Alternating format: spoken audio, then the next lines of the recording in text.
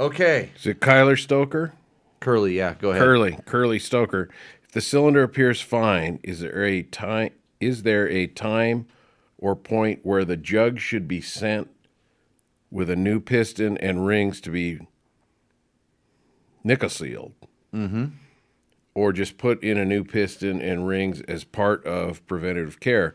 I have a 17 TX300 with 320 hours. Only changed piston one time at 200 hours, and I'd do it that way again. I'd feel for like the ring at the top of the cylinder if there's like a distinct So there's thing you could flick your nail on going up there or something. Yeah. So his question: he's a high hour bike. He's doing regular maintenance on it, and he's going, well, when do I need to replate the cylinder? So in other words, the question is, when does the cylinder wear out in relation to pistons? How many pistons can you run through a cylinder, or piston ring sets, whatever, before it becomes worn? And so my answer on this is kind of twofold.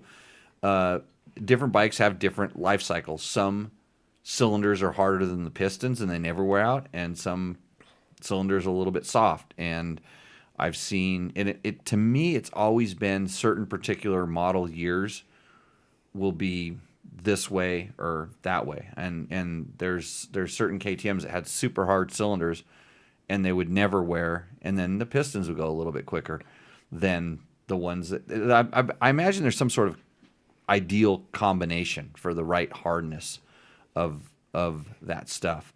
So, But other than the other than miking it, a couple of different directions and levels in there. I Do you don't look for think- like the cross hatches that were yeah, in there? you can look for it, and then like we're talking that, okay, it's never really had any dirt in it, but there's always going to be a little bit going through there, and no scars. If everything looks perfect, the idea is, okay, is it still round, or is it the way it's supposed to be? Is it still in spec?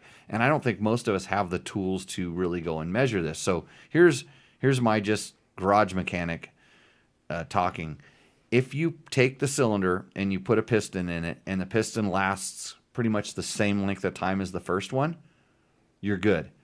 If you start noticing that you're losing performance, or oil's blowing by, or whatever, your rings are wearing out a little bit quicker, then I would start looking at if it's the same piston and rings. You're not switching brands, because that could cause a difference too. And I've seen different brand pistons wear cylinders differently, based on probably the hardness of them, hardness of the rings. So if you start seeing some sort of a change that isn't normal again, then look to the next thing. So, okay, I replaced the piston and everything, and instead of getting 150 hours or 100 hours out of that piston, now all of a sudden you're getting 75. Okay, if there's a way to measure it or take a good close look at it, oftentimes I'll take the piston without the rings in there, put it up in the cylinder and spin it.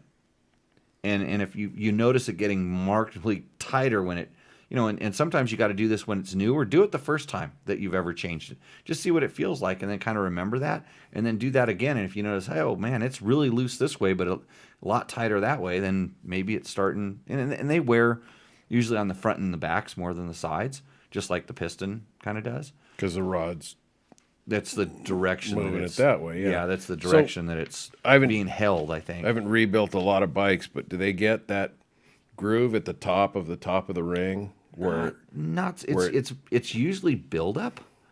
And I saw somebody someplace was using that to explain whether you needed to. I was trying to think what they were using that to explain what you needed to replace. There was a way you could literally read that. Did it stop right at the ring, or did it go past the first ring? This might have been a 2-ring piston. It might have been something older. But there's all kinds of interesting, ways of doing this. But if you're, and most of the time, there's two kinds of people. There's the kind of people that just replace for the sake of replacing. It's not Right. not necessary. They do it like at owner's manual specified levels or before. And then there's the other people that just never replace at all. They just let it run forever. And I like to think that I fall someplace right in the middle.